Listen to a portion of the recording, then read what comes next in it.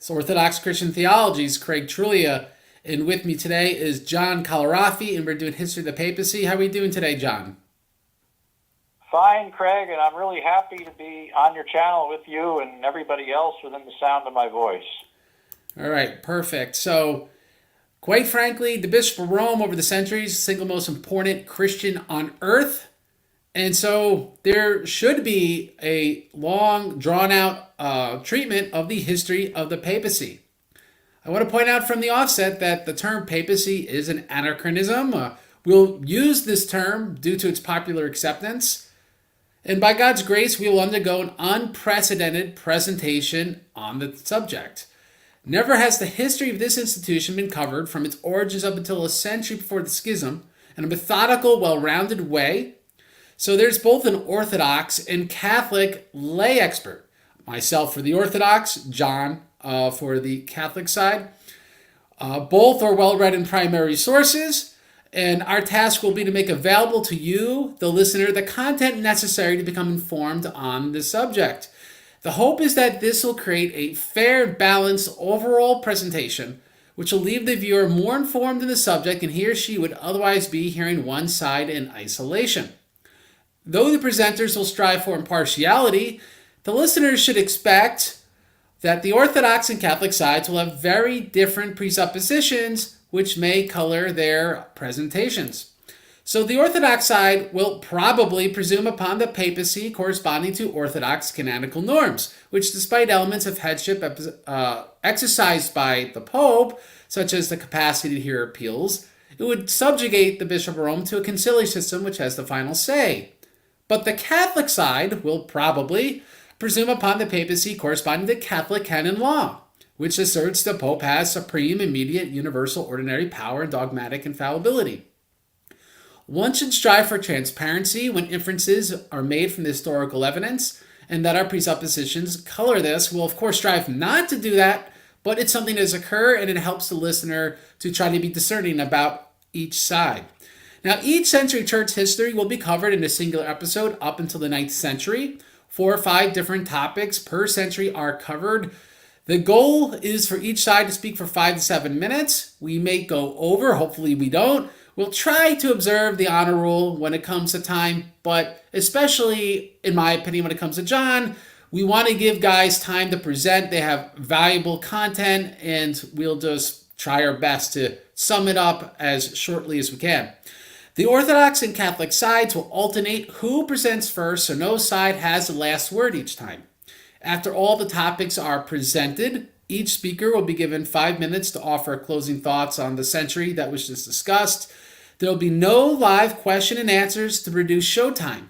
Please like the video, share it, and leave comments so we can respond to them in writing or in future Q&A episodes. If we're both busy guys, if we have the time, we will see.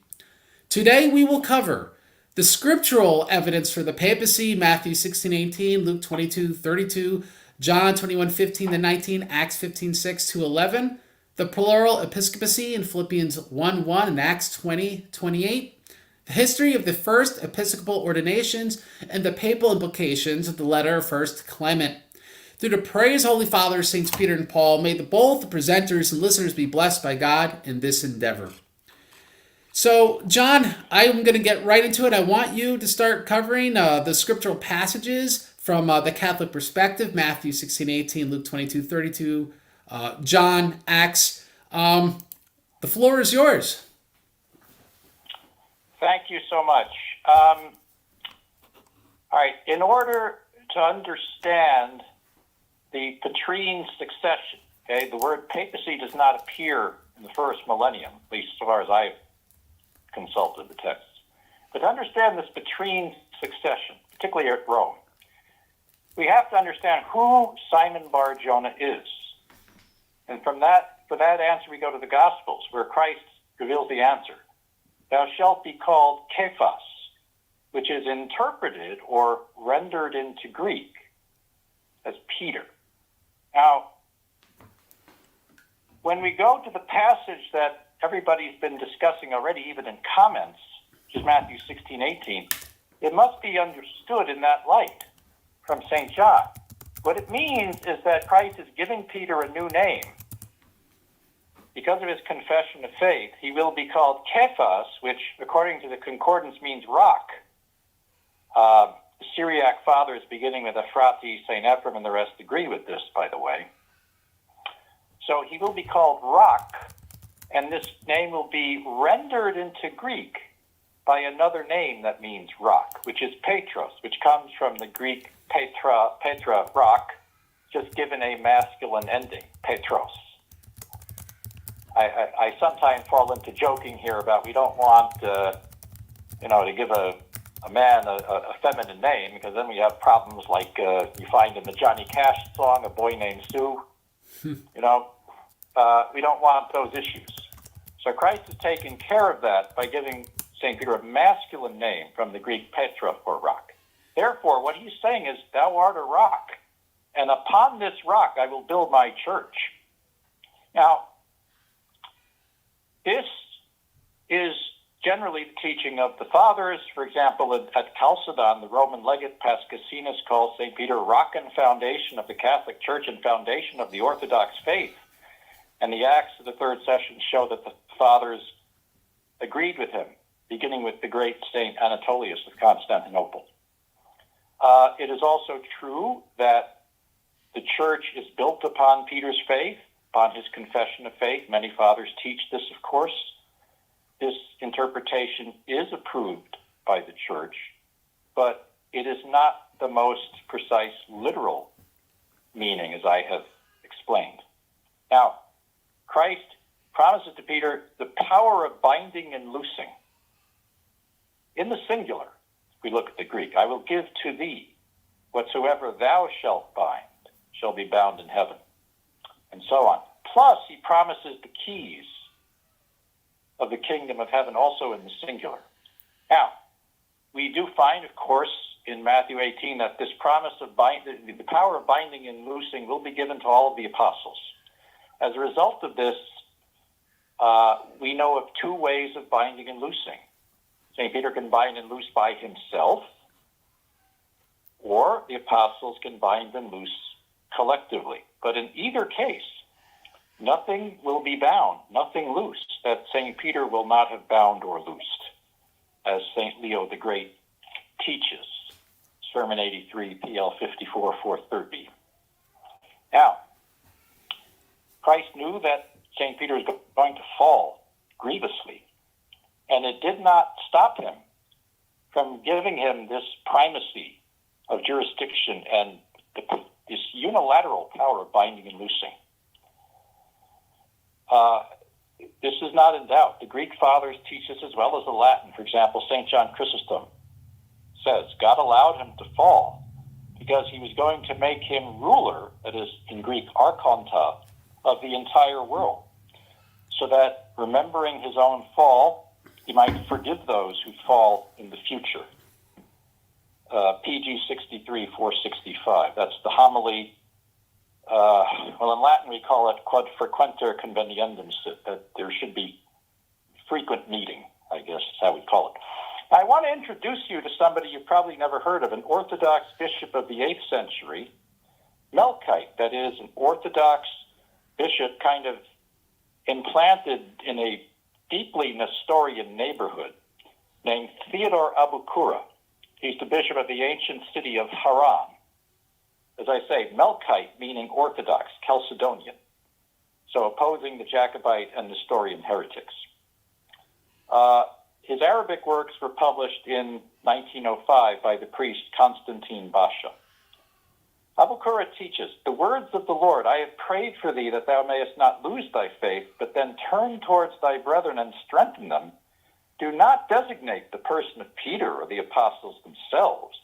Christ wanted to designate by these words those who shall take the place of St. Peter at Rome and the places of the apostles.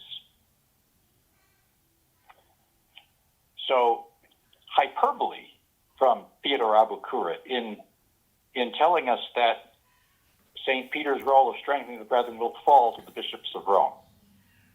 I should add that because of his power of jurisdiction and binding and loosing, St. Peter is compared to Moses by multiple fathers of the church, notably St. Macarius of Egypt. He says, Moses was succeeded by Peter, who had committed to his hands the new church of Christ and the true priesthood. Homily 26, PG 34, 690. St. John Chrysostom teaches the same. So, St. John Chrysostom on the priesthood teaches that Christ entrusted the flock to Peter and those who came after him. And the liturgy itself, meaning the Menea, not the Roman, but the Byzantine liturgy, says that Christ, that the St. Peter's presidency or proedria is inherited by, at least by certain holy bishops of Rome, such as Leo and Martin.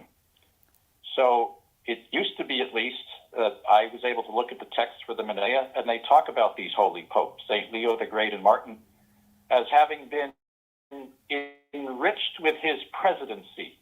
In Greek, plutesos ten proedrian autou. So this presidency of St. Peter is inherited by the Roman pontiffs, and that's what we're going to be talking about and discussing.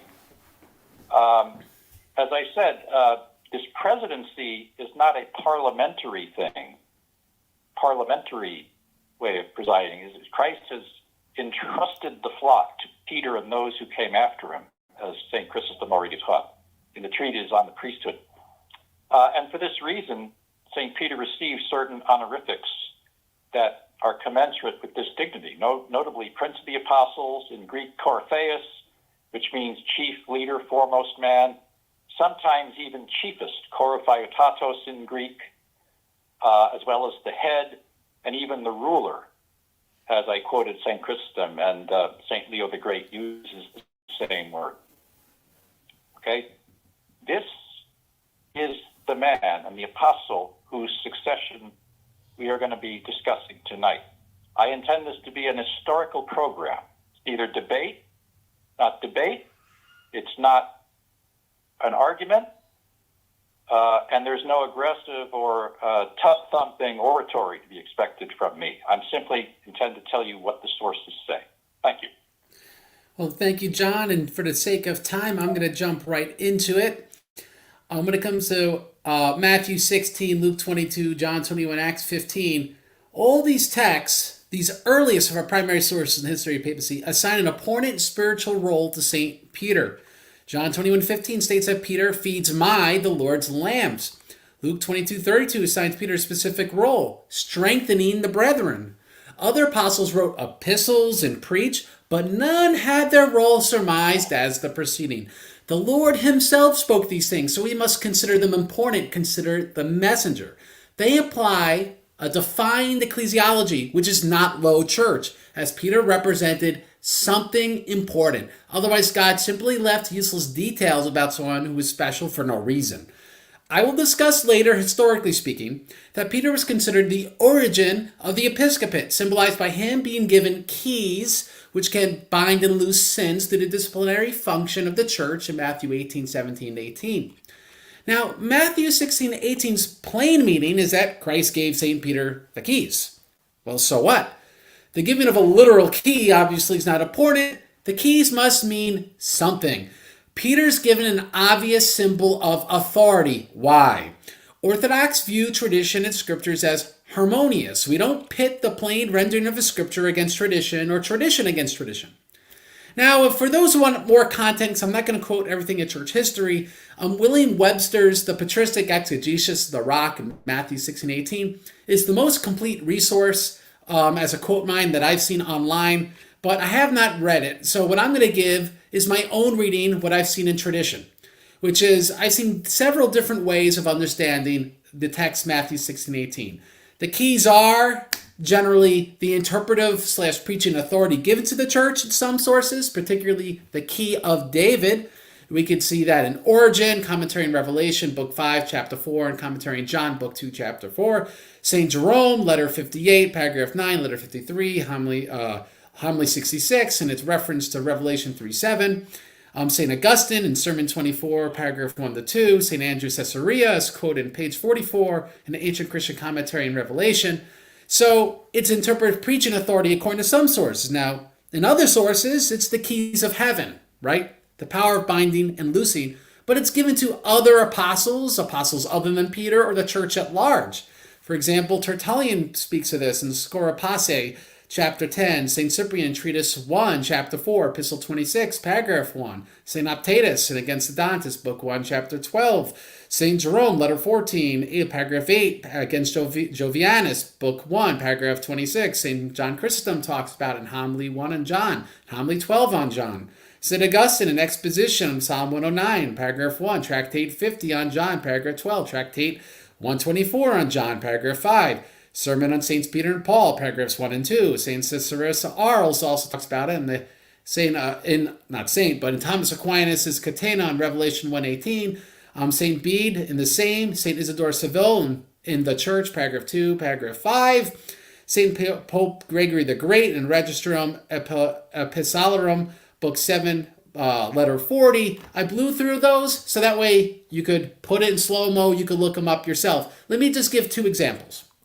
Now, St. Cyprian, Epistle 26, paragraph 1, he says, Our Lord, whose precepts and admonitions we ought to observe, describing the honor of a bishop and the order of his church, speaks in the gospel, and says to Peter, I say unto you that you are Peter, and upon this rock I will build my church, the gates of hell shall not prevail against it. And I will give unto you the keys of the kingdom of heaven, and whatsoever you shall bind on earth shall be bound in heaven, and whatsoever you shall loose on earth shall be loosed in heaven.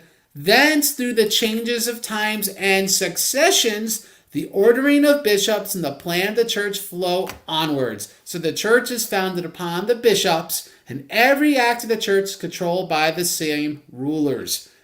Now we see another passage which speaks about all the bishops acquiring these keys in St. Optatus Against the Donatists, book 1, chapter 12, a most curious passage. He's writing to the Donatist. Rightly hast thou, the Donatists, claim the keys of Peter. Although you are not in the Catholic Church, these things cannot be denied since you share the true sacraments with us. And that's, like I said, in chapter 12 in book 1, Against the Donatists. Now, this should not be a controversial understanding, at least to Catholics, because Catholic dogma explicitly states this in Decree 1 of the Fourth Lateran Council, which Orthodox do not accept. It states, nobody can effect this sacrament, the Eucharist, except the priest who has been properly ordained to the church's keys, which Jesus Christ himself gave to the apostles and their successors. So, quite frankly, the Catholic dogmatic view is more extreme than the Orthodox view, because sacred tradition states that Christ gave the keys to Peter specifically, who then gave them to the apostles. Now, there are saints which speak specifically about the keys being given to Peter for obvious reasons and to the Church of Rome, but for the sake of time, I'm not going to cover these. I just have personally run into this much less from the saints. In summary, we find that the saints often have multiple interpretations of the same verse, Matthew 16:18, but this is not a contradiction. Interpretive authority in the church complements disciplinary authority. Peter or the Church of Rome given the keys complements other apostles and churches being given keys. The thread that runs through the proceeding is that Peter is the origin of the episcopate. All bishops are in effect Peter and have his keys. This is certainly a theologically slanted inference of the scriptural passage, but as we shall see later, it is an inference best supported by succession lists and our other extant historical evidence. Now, in closing, I'll give very quick treatment of Acts 15:6 to 11. During the Council of Jerusalem, both apostles and elders presided. Peter gives a judgment citing a good while ago in reference to Acts 10:11 that God ordained by my mouth the Gentiles should hear the gospel. Then Paul and Barnabas speak of miracles, and James, who presided over the council, judges in verses 14 to 15. Simon has declared how God at the first visited the Gentiles. With this, the words of the prophets agree. Then in verse 19, he says, therefore I judge that we should, and he says essentially accept the Gentiles. Verse 22 then says, then it pleased the apostles and elders with the whole church. So in short, James gave the final judgment. He cites as authority earlier church precedent and scriptural authority.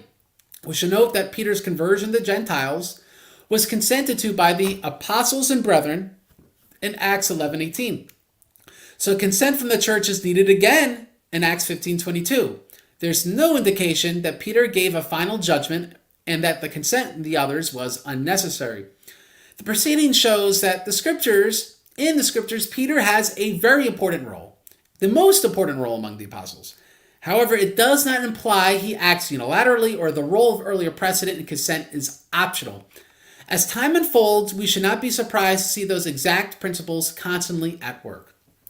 So that's the end of the treatment of the scriptures when it comes to Peter specifically. Now I'm going to begin talking about the plural episcopacy in Philippians 1:1 and Acts 20:28, and then John will be given an opportunity to give a treatment of the same topic. So I'm going to, again, sake of time, going to jump right into it. Now, this issue of the plural episcopacy is relevant to history of the papacy because modern scholarship asserts there is no original papacy per se, but rather the Church of Rome and the Church at large was Presbyterian on the local level. Now, plural episcopacy, i.e. local churches were ran like Presbyterian church, like a Presbyterian church with several generally equal ruling bishops or elders, is an inference which ignores explicit historical evidence, meaning there's no written evidence that the church functioned this way. There's no example in any letter of naming multiple bishops in one city where it exists. There's only one name ever addressed in any of these early documents, like in St. Ignatius' epistles.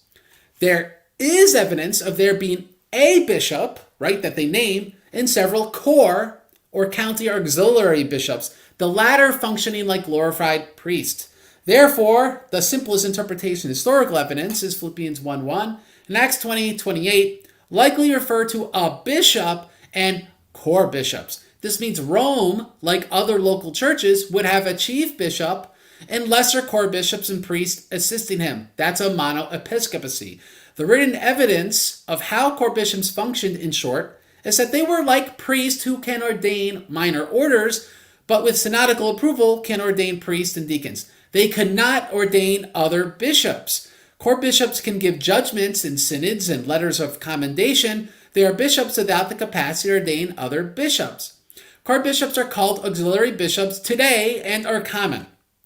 Evidence from the canons is important because they represent widespread and not minority ancient practices, and the canons are consistent.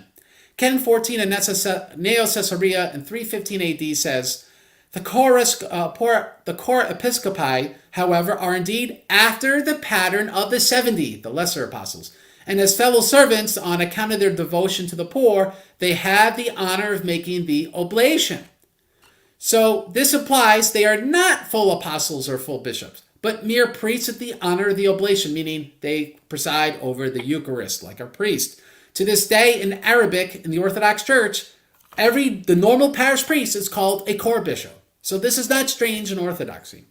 Now, Canon 13 of Ancyra, 314 AD says, it is not lawful for the core episcopi to ordain presbyters or deacons, and most assuredly not presbyters of a city, without the commission of the bishop given in writing in another parish. So it allows for the possibility, as we can see, for bishops to ordain with permission. In fact, they got to do everything with permission, priests, because Canon 6 of Gangra in 340 prevents priests from officiating without a bishop's consent. So people are aware, more broadly speaking, even metropolitans, which is the head of a head bishop in a province, should need permission. St. Cyprian, for example, asked for permission to ordain even minor orders such as readers in letter 32, and he was the bishop of Carthage. So everything should be done with consent. Canonically, bishops can only ordain with synodical approval. Bishops do not have magical unilateral power. Now, Canon 10 of Antioch in 340 AD says, the Holy Synod decrees that persons in villages who are called core episcopi, even though they may have received the ordination to the episcopate, shall regard their own limits and manage the church subject to them. But these may ordain readers, subdeacons, and exorcists, and shall be content with promoting these, but shall not presume to ordain either a presbyter or deacon without the consent of a bishop of the city to which he and his district are subject. A core episcopus is to be appointed by the bishop the city to which he is subject. So now lastly, let's consider the evidence of early Judaism. The Dead Sea Scrolls record that the local leader of the Essene community was a singular mevakir or pakid. Literally, that means in Hebrew, overseer/bishop. Below him were the priest. Proto-rabbinic synagogues appeared to be led by lesser Sanhedrins, with a singular ruler called a Nasi. Lesser Sanhedrins were literally local synods of synagogue rulers. In both systems, there was a mixture of elders and priests, which had higher authority than the laymen, but were mutually exclusive. So my analysis is that the Orthodox bishop, core bishop, priest, deacons, laity distinction developed along the lines of the local synagogue organization. Synagogue ruler, lesser rulers, priest, elders, laity. Lesser Sanhedrin were the Jewish version of Metropolita, with a Nasi and lesser Sanhedrin, as opposed to Metropolitan and lesser bishops. For more, you can read my articles on early Jewish religious hierarchy and early church government, and did Christian ecclesiology develop from Judaism. In summary, the consistent way to read all the historical evidence is that St. Ignatius, writing mere decades after Philippians 1:1 and Acts 20:28, was not in the majority of his epistles presuming upon a singular bishop by chance. The actual probability presuming there were cities with plural episcopates and others monoepiscopacies, but he by chance just coincidentally wrote to only monoepiscopates, is 1 out of 64, if you really want the chance of it. So it's very tiny.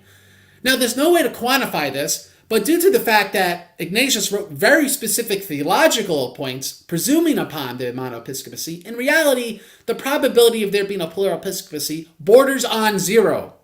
The extant historical evidence already provides a basic explanation for Acts 20:28 and Philippians 1:1. Paul was addressing bishops and core bishops.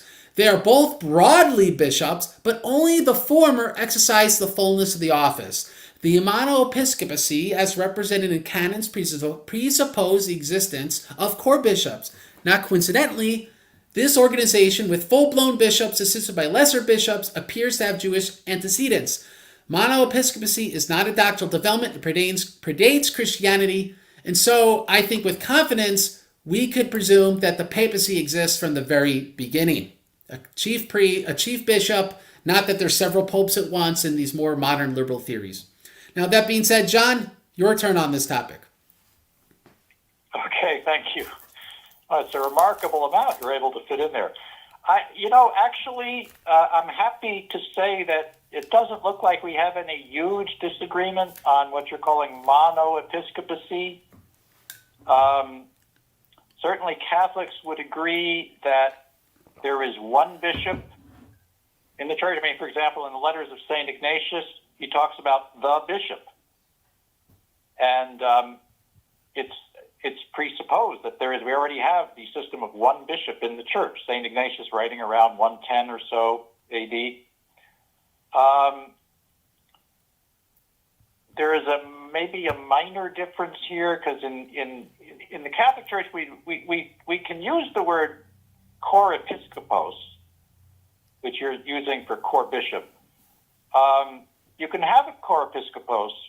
Normally, more typically, we would use the word auxiliary bishop. Yeah. And the auxiliary bishop is going to be someone who has received episcopal ordination, or in Greek, kerotonia. And he would have, therefore, the ability to confirm, to ordain, even to participate in episcopal consecrations. But that is, of course, presupposing that he's obeying all of the laws of the church and not going outside of his jurisdiction and so on and so forth, acting within the canons, basically. But he would have, this is known in Latin theology and canon law as potestas ordinis, power of order, meaning someone has the episcopal character or valid episcopal ordination. So if we allow for that slight difference in terms, then yes, we basically in agreement on this idea of the monoepiscopacy. So we don't have to lose a whole lot of time on that. There is another feature sometimes in the life of the Catholic Church. We have what's called a coadjutor, who is similar to an auxiliary bishop, except he can have the right to succeed to the bishop of the eparchy or diocese. And that makes him it's a little bit different position in canon law. I don't know if you have that on your side, but we sometimes have that. Once in a while, you have someone coadjutor bishop. But the term basically is similar to auxiliary. I mean, in fact, they even both mean helper bishop, literally, whether auxiliary or coadjutor. So basically, you have the bishop of the diocese who has the power of jurisdiction over the diocese, and that's the monoepiscopacy. But you can have helpers or coadjutors, chorepiscopi, auxiliaries, whatever you want to call them, and they would have the power of order, meaning they can give the sacraments that a bishop can give, such as ordination. Okay, and of course this has to be done within canon law and respecting the jurisdiction of the bishop, and so on and so forth. So we basically agree about that. Now, as far as the Council of Jerusalem is concerned, I don't have a huge amount, but I just want to add here. Now, I said I was going to tell you what the sources say. I'm not going to use argument or debate. I'm just going to tell you what the sources say. I looked up what's known as the Glossa Ordinaria. That's that would be the scriptural commentary common in the Middle Ages, around the 12th century. Probably would have been one of the go-to resources for St. Thomas Aquinas. And all it really says there is that Peter spoke first as the princeps, as the prince, meaning prince of the apostles. Peter spoke first as the princeps. And then regarding James, it says that James agrees with him. There is nothing there to suggest that James gave the final judgment. There's nothing in the Fathers of the Church that says this. There is no reason why he would be able to give a final judgment. He has no unilateral power of binding and loosing. He has the same power of binding and loosing as the other apostles acting collectively. Now, it's true that according to tradition, James is the Bishop of Jerusalem. So you'd have a particular jurisdiction in Jerusalem. But that would not change the fact that the apostles have basically the power of binding and loosing equally, other than the unique power given to Peter, which is given to him in the singular. Nor is James given the keys. So there is nothing in the tradition of the church that suggests that James is able to give a final judgment. Now, as far as when he says, I judge, this may come as a surprise, but we Catholics believe that in councils, even bishops, in other words, who are less than apostles, but even bishops are there as witnesses and judges. So they are supposed to say, I judge. But that doesn't mean that they're acting as supreme judge or giving a final judgment. The glossa simply says that James agrees with Peter. So I want to add here what St. John Chrysostom teaches. Now, this is not on the council, but on the earlier episode when a new apostle was chosen. And this is homily 3 on the Acts. So John Chrysostom says, both as a fervent one and as entrusted by Christ with the flock, Peter is first to act with authority in the matter, as the one entrusted with them all. For to him Christ said, and thou being converted, strengthen thy brethren. Okay. So with that, I don't have a huge amount of disagreement with you, so we can, if you like, we can. Yeah. How about you start on the history of the first Episcopal ordinations, and then I will go after you. So how about you give us your treatment of that topic? You're going to go after me. Okay, great. Okay, yeah.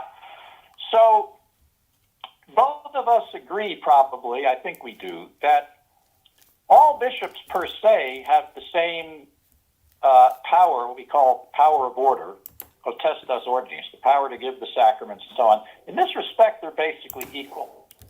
They can have different powers of jurisdiction depending on the canons and the tradition of the church and so on. For example, Canon 6 of Nicaea. I think we agree on that. So the question really is then, does St. Peter pass on his unique power, the power of binding and loosing, and the power of the key somewhere. And yes, the church tradition says this is at Rome, but we'll talk about the episcopal succession here. So St. Jerome tells us that St. Peter went to Rome and sat in the episcopal chair for 25 years, meaning he's the Bishop of Rome. Eusebius of Caesarea says the same thing. The Glossa Ordinaria says the same thing. This is the tradition of the church, that St. Peter is the first Bishop of Rome. He's either expressly called the Bishop of Rome, or it's said in equivalent terms. When he held the episcopal chair, it amounts to the same thing. Okay, now, of course, as an apostle, his ministry is not limited to Rome any more than, his ministry is limited to the Jews. It's a universal mission, of course. But in a particular way, he held the episcopal chair at Rome, according to tradition. Before that, he held it at Antioch. Hence, tradition talks about the chair of Peter at Rome and at Antioch. And this is true from very ancient times. So, according to tradition, now we're going to go to the Roman liturgy, what's known as the anaphora. We call it the canon of the Mass. After you name the apostles in the diptychs or diptycha, we name three saints: Linus, Cletus, and Clement. And according to tradition, these are in fact the first successors of Peter in the episcopal chair at Rome. And according to the Catholic tradition, they are the ones to receive his primacy. In other words, power of the keys, the power of binding and loosing.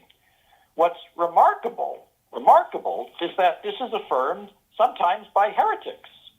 To my astonishment,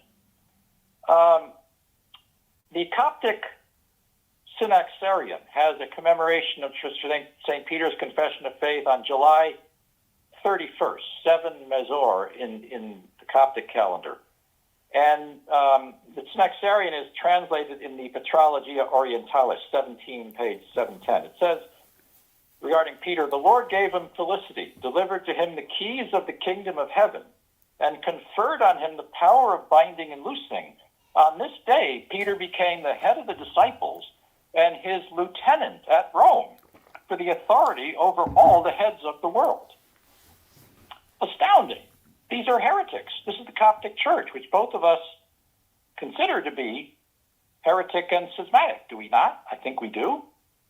And yet we find this about St. Peter in the Coptic Synaxarion. We also find the same information, in slightly different words, in the Ethiopian Synaxarion, also a heretical church. But basically we have that, if we're just going to talk about the episcopal succession, we have Linus, Cletus, and Clement, and we also have other sources regarding the episcopal list. We have, for example, St. Irenaeus, who very famously talks about how Saints Peter and Paul entrusted the office of episcopate to Linus and the rest, and so forth. That's in Book 3 of Against Heresies. We also have other sources, such as the poem against Marcion. This is worth reading, I think. So the poem against Marcion, 3rd century, says, in this chair located in the mighty Rome, Peter first commanded Linus, who was great, chosen, and approved by the people to sit where he himself had sat. After him, Cletus, that's Anacletus, or Cletus also received the flock of sheep. Then it says, his successor was Anacletus, ordained by lot, whom Clement followed. Well known was he to apostolic men, and so forth. Poem against Marcion. And we also have another source of the 4th century called the Liberian Catalogue, which bears witness to this uninterrupted succession in the Roman Church. Now, it's worth pointing out maybe that some of you who are known as Western Rite, who identify as Western Rite, if you're using what is called the Liturgy of St. Gregory, you're using almost the same liturgy that I follow myself, which is the Latin Rite before Vatican II, the Tridentine Mass. It's without the Filioque, and there's an epiclesis thrown in, Byzantine Communion prayer, but otherwise it's just about the same liturgy as far as I can tell. And so we have pretty much the same anaphora. And so we are venerating the same saints, believe it or not. And as far as I only looked at it briefly, but it looked like the same canon, the same anaphora of the Mass, and the same diptychs. So I'll turn it to you, Craig. All right, and I'm going to jump right into it about the earliest historical evidence of what Episcopal ordinations were and the significance of it. As discussed previously, our earliest historical explicit evidence is that Peter was considered the origin of the whole episcopate. Now, Eusebius preserves for us compelling early historical evidence of this. In Church History, Book 2, Chapter 2, he says, "Then James, whom the ancients surnamed the Just on account of the excellence of his virtue, was recorded to have been first to be made bishop of the Church of Jerusalem. But Clement, in the 6th book of his Hypotyposes," that's a term, the 3rd century source, writes thus, "For they say that Peter and James and John, after the ascension of our Savior, as if also preferred by our Lord, strove not after honor, but chose James the Just, Bishop of Jerusalem." So as we see, Peter is part of the ordaining of James. Now, in the same source, chapters 15 to 16 and 24, telescoping this, so we get a lot of content in, it talks about Mark. "They besought Mark, a follower of Peter, and the one whose gospel is extant. Clement, in the 8th book of his Hypotyposes, gives this account, and with him agrees the Bishop Hierapolis named Papias." This is what people know. That's a turn of the 2nd century source. And Peter makes mention of Mark in his first epistle, which they say that he wrote in Rome itself. When Nero was in the 8th year of his reign, Ananias succeeded Mark the evangelist in the administration of the Paris Alexandria. So you could see we got 2nd and 3rd century sources that specify 2 key episcopates really originated with Peter. Now, we see 4th century sources explicitly teaching that Peter is the origin of the episcopate.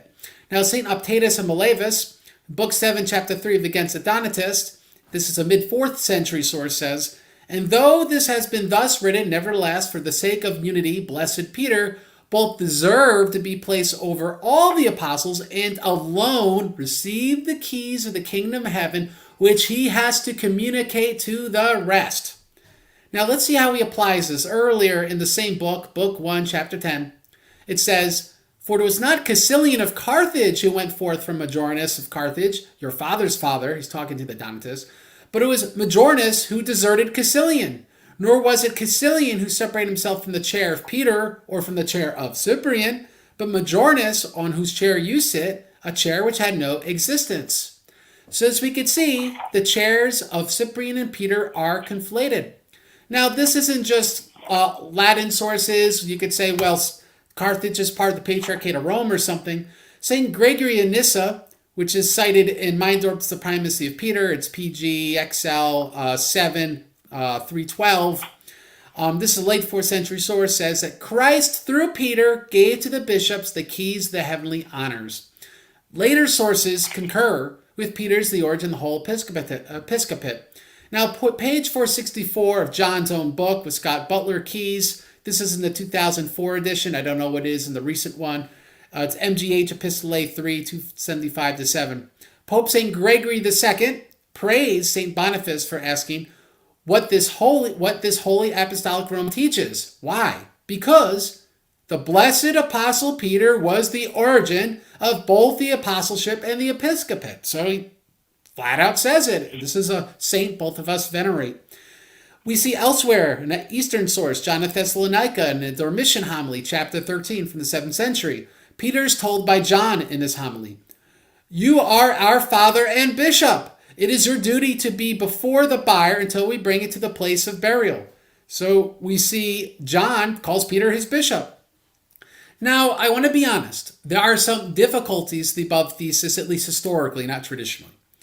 In Eusebius' History, Book 2, Chapter 1, Paul's made an apostle by God himself. In Book 3, Chapter 4, Ephesus, the first bishop's Timothy, with no reference to Peter. In Crete, it's Titus. In chapter 22, doesn't mention Peter, surprisingly. It just says Evodius is the first bishop.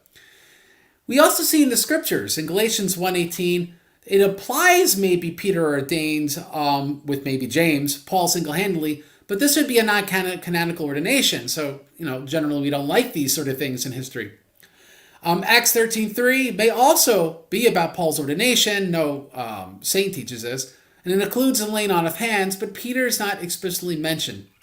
But I want people to consider this.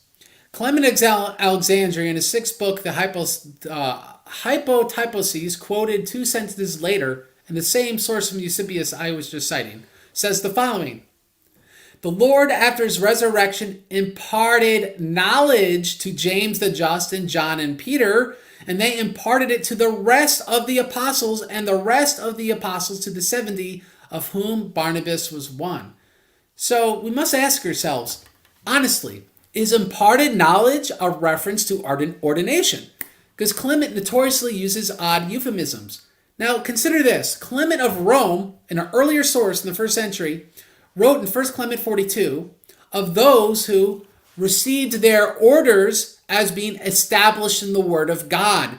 So we actually see precedent for imparting knowledge to be a euphemism for ordination. So this would mean we have traditional evidence that's early, we see Clement of Alexandria, that all of the apostles from James the Just and John and Peter received their ordination. So that would also include Paul, in maybe an oblique way, was given a literal ordination by Peter, even if it was only initially a spiritual one, which is something does exist in tradition. St. Hippolytus speaks of spiritual ordinations in Apostolic Tradition 9:1. So the point is, meaning maybe God really did make Paul a bishop, but then a actual physical ordination did occur according to tradition. In summary, the historian may conclude that most bishops at least perceived that their ordinations originated with Peter's participation in the beginning of their succession lines, but the issue of Paul's ordination in earliest tradition does not appear altogether settled, in all honesty. Without more written evidence, we can only speak of Peter being the origin of the episcopate, generally speaking. However, that's me talking historically. Theologically speaking, putting on the Orthodox hat, it's a necessary premise that Peter is the origin of the episcopate because too many saints explicitly presume upon it. Additionally, it makes sense of how the church understood Matthew 16:18 to apply not just to Peter specifically, but his successors in the church at large. If all bishops are Peter's successor, they'd all have his keys. Now, being that we alternate who goes first, who goes second, I will now start with a presentation first Clement, and then John will end the first Clement, and then we'll give closing thoughts on the 1st century of church history. So let's talk about first Clement. In short, first Clement appears to be a synodical letter written by Clement on behalf of the Church of Rome. The earliest historical evidence verifies this. Fragment 2 of Dionysius of Corinth implies Clement's authorship. It says, "This Holy Lord's Day, in which we read your," speaking of Rome's letter, "from the constant reading of which we shall be able to draw admonition, even as from the reading of the former one you sent us, written through Clement." This indicates Rome had jurisdiction over Corinth. All right, plainly. Why do they constantly draw admonition from both it and a former letter from St. Clement if Rome did not exercise spiritual headship over Corinth? Now, in Eusebius Church History, Book 2, Chapter 25, it records Dionysius writing similarly. It says as follows: "Therefore, you also have by such admonition joined in close union the churches that were planted by Peter and Paul, that of the Romans and that of the Corinthians. For both of them went to our Corinth and taught us in the same way as they taught you when they went to Italy. And having taught you, they suffered martyrdom at the same time." This is a very important passage. Why? Peter and Paul are the origin of the churches they originally started. Now, why is this relevant? Based upon this, there is a local, as it states, union of select churches, or in other words, in short, the bishop is the successor of the specific apostle who founded his church. Now, the locale where an apostle dies traditionally, not canonically by the way, carries with it more importance. So by this theory, Rome would be more important than Corinth. Both would be Petrine and Pauline bishoprics, but Rome in a spiritual sense more so. Let's keep this in our minds as we unpack First Clement, okay? Now, 1 Clement 1 says, the church of God which sojourns at Rome to the church of God sojourning at Corinth. Now, I'm going to wager you this. We should infer that Rome and Corinth refer to regions, not just cities in isolation. Why? 2 Corinthians 1:1 states, to the church of God which is at Corinth, with all the saints who are in all Achaia. So as we could see, the church of Corinth in first century sources refers to churches in an entire peninsula. In Greece, Corinth being their metropolis, which would be the later euphemism used by the church. Achaia in the scriptures had multiple bishops. We know Paul was one when he was there. Sosthenes in 1 Corinthians 1:1 and Acts 18:17. He's also named Crispus, by the way, in Acts 18:8. I think they're the same person because the definite article in front of ruler of the synagogue is used. That means it just could be one. So Sosthenes/Crispus is the other bishop. In Acts 19:1, and we also see, for example, in 1 Corinthians in chapter 3, Apollos appears to be another bishop. Peter is mentioned in 1 Corinthians 1:12 and also in Dionysius of Corinth's letter. So Peter was another bishop. So Achaia had multiple bishops. Now, it's not clear if the schisms in Corinth were between local churches, right? Because there's more than one in the peninsula of Achaia, vouching for preeminence over their metropolita, due to whichever apostle or bishop was there, an invasion of Jewish Christian super or false apostles, as we see in 2 Corinthians 11:5 and 11:3, or some combination of both. What does Clement say? In 1 Clement 47, he states, he wrote to you, that's Paul, concerning himself and Cephas and Apollos, because even then parties had been formed among you. Now reflect who those are that have perverted you. So we could see that parties were forming around the different bishops that were there, Paul, Cephas, Apollos.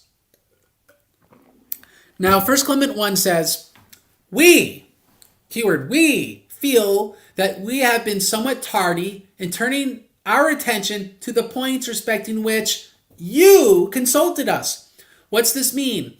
This is an intra-patriarchal appeal. In other words, an appeal made from a lesser Petrine Pauline church, that union that Dionysius of Corinth talks about, to a greater one. You consulted us. This is what Clement writes.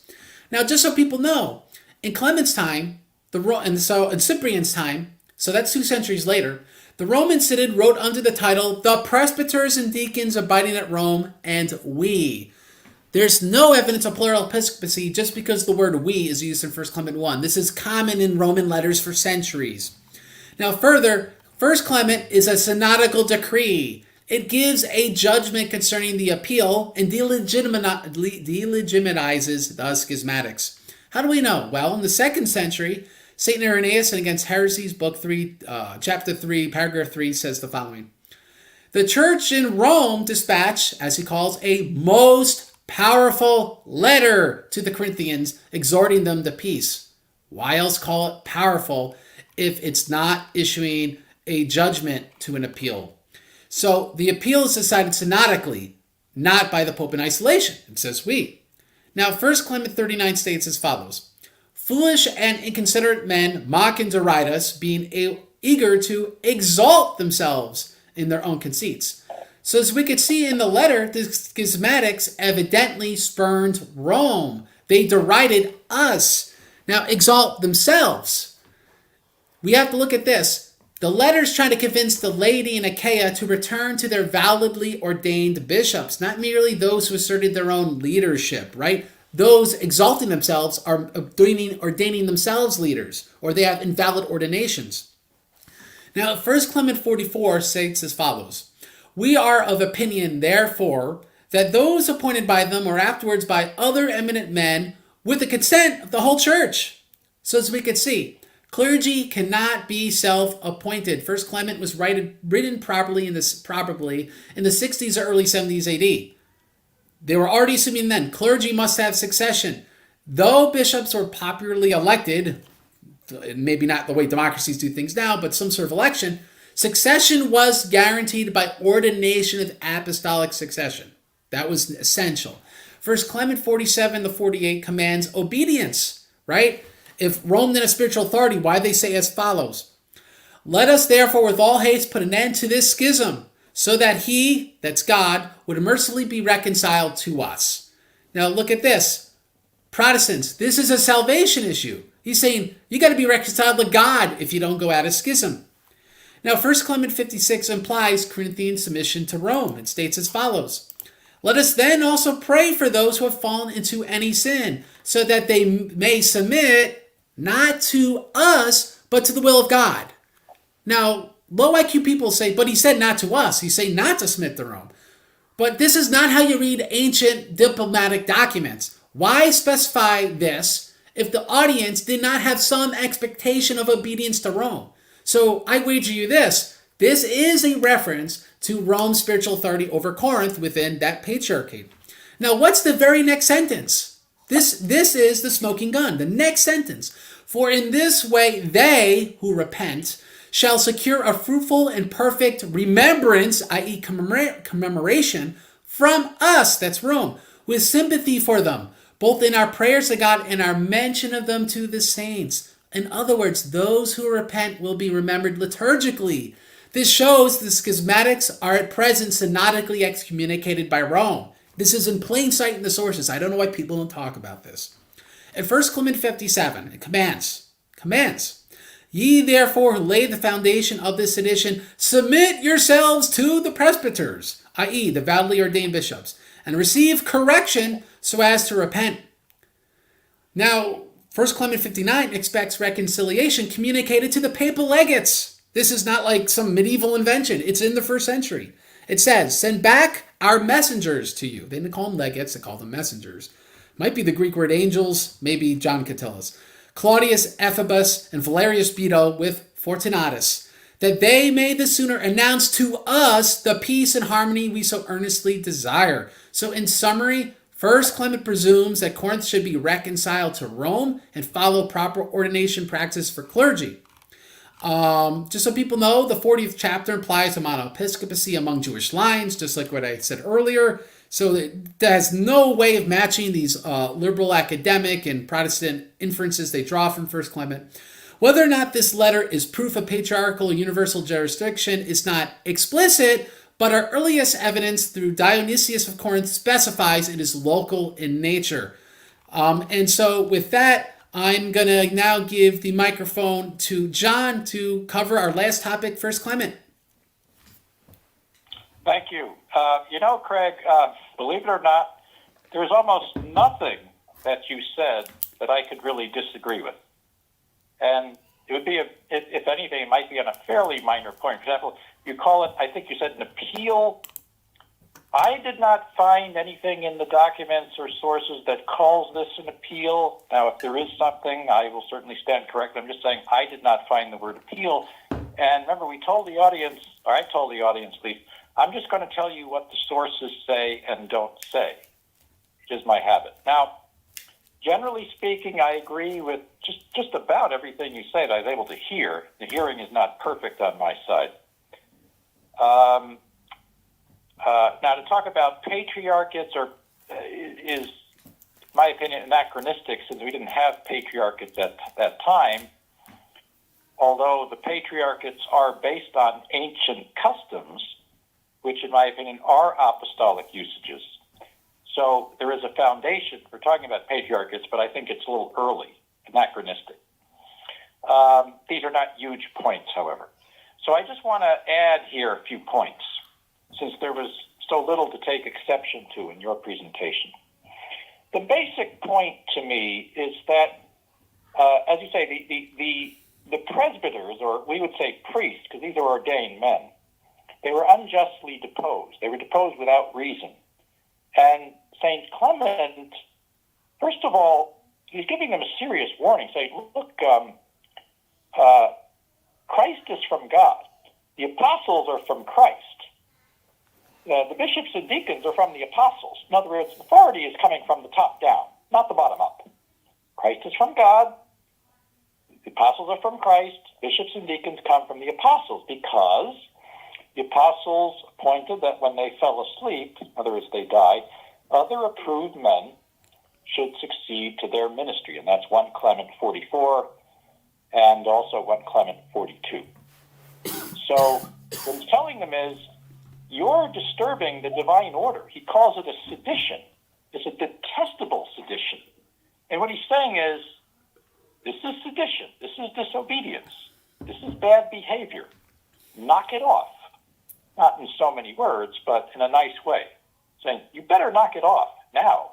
And what's more, I'm going to send some representatives to make sure and verify that you knock it off. And not only that, St. Clement is the fourth from St. Peter, after Linus and Cletus. St. Clement is so alarmed that he almost apologizes for saying he was somewhat tardy in responding to this. Now, imagine that. I mean, we're not talking about, a bishop being deposed like Flavian at the Robber Council, or a bishop being killed, or an appeal by a bishop like Eusebius of Dorylaeum. We're talking about regular old priests who have nothing apparently to distinguish them. And this is so alarming that St. Clement has to send his messengers all the way to Corinth to say, stop this. This is wrong. Knock it off. All right? So I have no arguments to make. I mean, sometimes he makes no invocation of the keys. There's nothing about, I'm the successor of Peter, and I can do this anywhere I want, and blah, blah, blah. Nothing like that. But, the saying, actions speak louder than words. And so we have to consider what the actions of St. Clement are. And the actions are such that to defend the honor of these good priests, he was willing to intervene all the way over in Corinth, hundreds of miles away. Now, centuries later, this would be recognized as the Roman Patriarchate, as you know. But we didn't have that formal distinction at this time in the Apostolic Age, probably around the year 96. Now, I had so little to say there, I was wondering if I could address an earlier thing you said on the chair of Peter. Would that be okay? Well, let's see. You have 5 minutes to give closing to the first century, so go right ahead. Synopsis of everything. The chair of Peter, thank you. Okay, I just want to make a point rarely made. On the chair of Peter, in letter 59, St. Cyprian talks about this specifically at Rome, in the context of Rome, where he talks about certain schismatics who dare to sail to the chair of Peter and principal church whence the unity of the church has arisen. So this is talking specifically at Rome. Every church is not the principal church whence the unity of the church has arisen, not even if you translate the word principalum as original. So that's clearly about Rome. But I want to give a text that's not too well known here. So in the 4th century, we have Council of Aquileia, and there are two Arian bishops named Palladius and Secundianus. And a supporter of theirs named Maximinus complains about the Council of Aquileia, the way Pope Damasus was acting. This is in PL Supplement 1, page 722, by the way. So in the dissertation against Ambrose, Maximinus, on behalf of the Arian bishops, is unhappy. First of all, he complains it's not ecumenical. The council should have invited Damasus as one bishop against many. But he says, perhaps the faith of the Most Blessed Peter claims a prerogative for itself with the consent of yourselves, its intimates and clients. Why does he, Damasus, not realize, and why do you not understand that the See of Peter is equal and common to all the bishops? So here we have an Arian bishop making the argument that the See of Peter is equal and common to all the bishops. And then he adds, how great must be the arrogance of Damasus that he not only does not deign to come to the council, but interposes his authority through your connivance as prince of the episcopate, so as to prevent others from coming. This is very reminiscent of Leo a few decades later. Remember, he gave orders that Dioscorus was not to sit in the council. He didn't come to the council himself. He came through legates. So it is the Arian, Maximinus, who argues that the see of Peter is equal and common to all the bishops, whereas Damasus acts as prince of the episcopate. He decides who can come and not come to the council. And the bishops are complicit with Damasus in this arrogant behavior in the minds of Maximinus, the Arian sympathizer. PL Supplement 1, 722. Dissertation against Ambrose. I think that's very important, okay, but almost never mentioned. In fact, I think I'm the only person that's ever mentioned that in any kind of public discourse, to my knowledge. So with that, I'll give it back to you, Craig, and we can go to the conclusion. All right.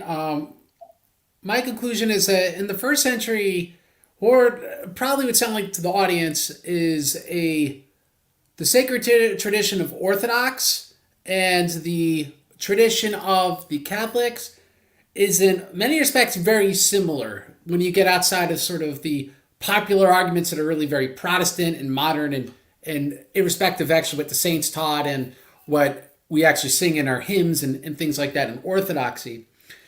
And what is important is, in a sense, the first century is the historical foundation of really the rest of this topic. And so the question is going to be, is there continuity or is there discontinuity? All right. Is there development or is it the same, but it's just clarified, right? A union of churches of St. Peter and Paul just becomes called a patriarchate, but really it functions in the same way. And so I think that's something that the listeners have to seriously discern.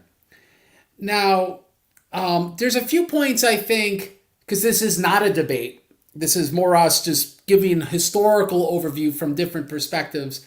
So I'm going to say a couple things which I don't intend to be critiques of John's presentation, but something I think is necessary to help clarify the presentation I gave. So, for example, something that comes up a lot in this discourse is, well, like, in Acts chapter 15, John said, James has no unilateral power of binding and loosing. Now, of course, Orthodox would agree. We don't believe anyone has unilateral power of binding and loosing. And so we have to be careful of the inferences we draw. I think John, more than me, by the way, is more of here's just explicitly what the evidence says and a little less interpretation. When we give an interpretation, we should be clear there's an interpretation here. And so what we don't see in the first century evidence, Acts 15, Matthew 16, 18, 1 Clement, is we don't see anyone with unilateral power of binding and loosening. It's just not a thing. I don't think we could infer it. I think we got to be careful of some things, because some things we don't even have to infer. We know explicitly. So, like, for example, was James, like, we know Peter was given the keys. Matthew 16, 18 explicitly says he's given keys of authority. But was, let's say, James given the keys? And I have to say, and John may disagree, we have to say absolutely yes, because all the apostles were given keys. That's all tradition says that. And so we must accept this. All the apostles were given keys. And so this means all the apostles, all their successors, the bishops, have authority, not just mere binding and loosing, but the authority that comes from those keys to bind and loose. It's not like one is a bind and loosing without a key and the other is. No saint says that. Now, there may be some things that will come up that people will think that John and I are disagreeing when we're not. So, like, for example, John said, I did not find the word appeal in 1 Clement. Neither did I, by the way. It's more when he says, you wrote to us. Well, who wrote to him? They're asking him to help fix a problem. So we would call that later appeal. But even the word appeal is not like a very, at least I've seen, maybe in Latin and Greek, John will know better than me. It's not really a common word you see, but it's what we call the concept of what's going on. When a church within a patriarchate appeals to a more important church than a patriarchate. And this is, in future centuries, what we'll find patriarchates appealing to more important patriarchates. That does exist, and we will cover that in future centuries in the history of the papacy. I think that, in the long short of it, what I see as an Orthodox Christian when it comes to the papacy is the Orthodox ecclesiology. We see patriarchates, unions, as literally said by Dionysius of Corinth, of churches where there's appeals. We see local jurisdiction explicitly. We don't see any explicit universal jurisdiction. Doesn't exist. You could perhaps draw the inference. I would argue it's less justified, but we do see explicit local jurisdiction. We do see explicit in the succession list of Eusebius, where other apostles or other bishops are successors of Peter. So the Orthodox sacred tradition exists in first century sources, explicitly speaking. In my humble opinion, what we won't see are the things that separate Orthodox from Protestants and Roman Catholics. The things that separate thus tend to be their inferences, which I think in contradistinction with explicit affirmation of Orthodox sacred tradition. And so I want people to consider that, and that'd be my closing remarks. Now, John, I don't know if I went over time. You sort of already had your closing remarks, but out of, I don't know, so happy that you're on. If you have anything else to say, take your opportunity, and then we'll do plugs. Well, very, very little other than I thank you so much. I'm so happy to be on the air with you and with your audience. And I'm hoping that, if your people, which I hear sometimes, I'm a convert to the church, or I'm a catechumen, or I just want to learn. I hope you feel you are in the right place tonight. I certainly did my best, and I think you did yours. To see that the people actually learn something from the sources. Now, there may have been some surprises. For example, some of you may have heard, may be familiar with James White's feverish efforts to prove that Rome has 20% or less of the fathers on its side, his famous Illinois argument.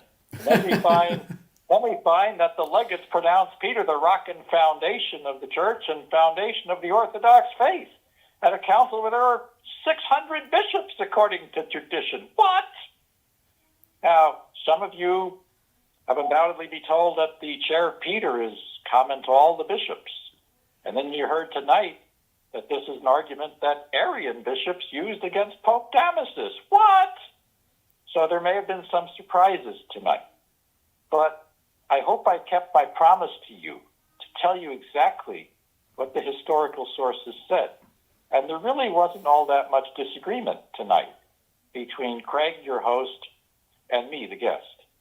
So, perhaps the Catholics in the audience are going to say, John, you should have told them, St. Maximus and the keys at Rome, and St. Theodore the Studite, what he said about the keys at Rome, and, the other different Greek fathers, and so forth, the Lateran Council. Yes, I understand that. Those are for another day and for another time. Tonight we were talking about the first century. We're talking about the 5th century. So we have a series, and we're talking about things historically. We believe that the chair at Rome has a higher power of binding and loosing because it was handed down there. And in the course of time, I certainly do intend to teach about St. Maximus and St. Theodore the Studite and all of the other Greek fathers and Latin fathers, Stephen of Dora, the Council of Lateran, and the rest, who taught about this with context and facts and text. That will be for another night. So I hope you enjoyed this presentation tonight.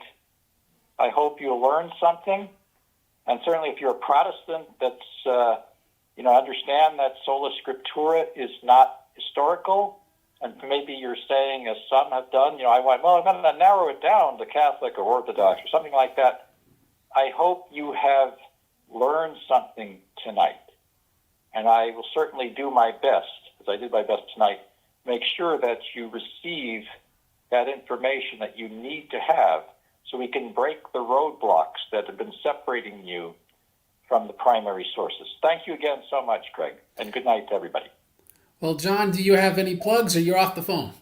I think John's gone. I have no plugs. Okay. I have no.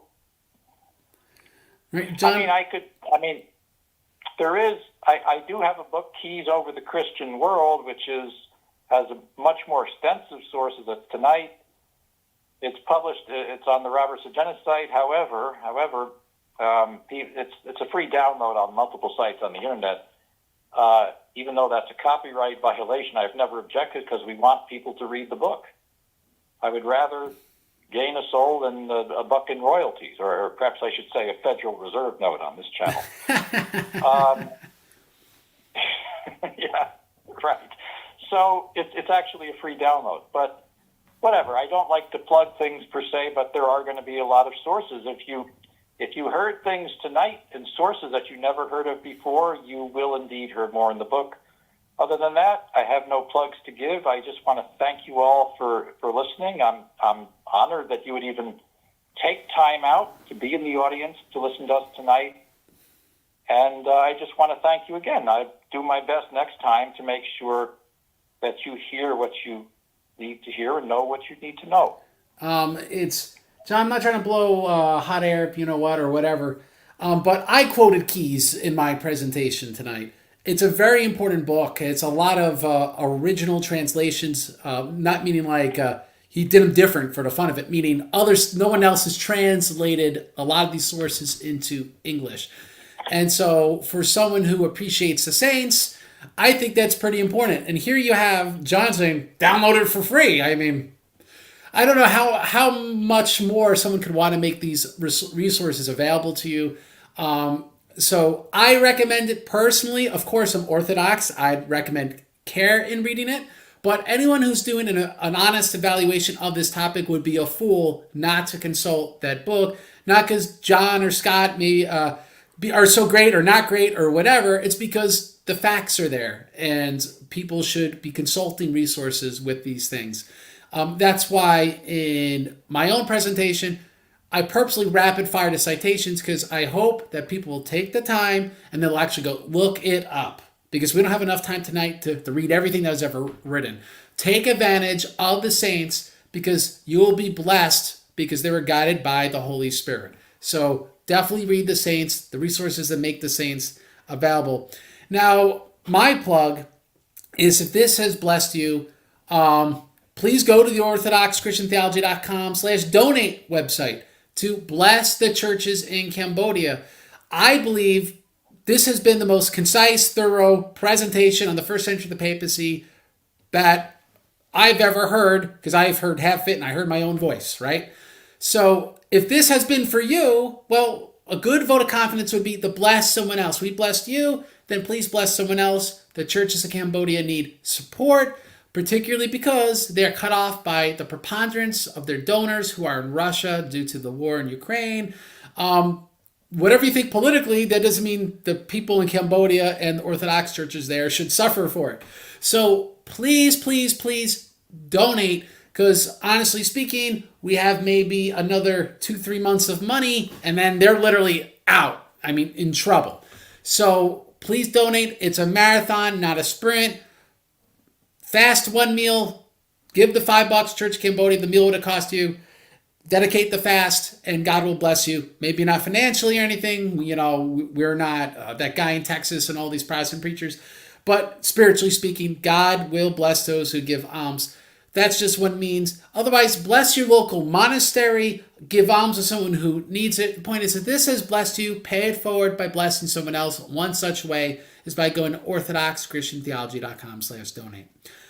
Being that I don't want to make this any longer because I want to keep this a concise source for people, I thank John again, and I will end this show as I end all of them by quoting Jesus Sirach by saying, "Fight to death for the truth, and the Lord God will fight for you." God bless you. Have a great day.